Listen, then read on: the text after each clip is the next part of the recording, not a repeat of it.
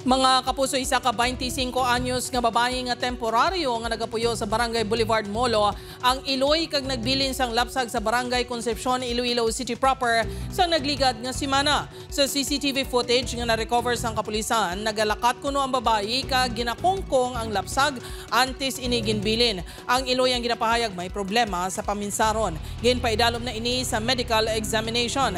Gina-assess pa kung pasakaan sang reklamo ang iloy. Padayon naman nga bulong sa Western Visayas Medical Center ang lapsag. Samtang padayon pa ang pagpakigangot sa kapulisan sa barangay health workers sa barangay Oñate de Leon, Mandurriao sa pagtumod sa nagbilin sang patay nga lapsag sa barangay. Ang bangkay sang lapsag ang nakita sa sulod ng isa ka eco bag nga naputo sa plastic sa barangay sang Domingo sang aga. Nadiskubrihan ini sang isa ka residente nga nagapanilhig. Ang lapsag ang yara na sa state of decomposition. Ginabulubanta duha tubtob tatlo ka adlaw na ini nga ginbilin antes na sapuan. Gilayon man nga ginlubong ang amo nga lapsag.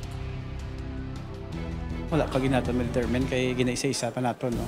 Especially mga boarding house within the area basi mayara sila nga tenants nga nagabusong.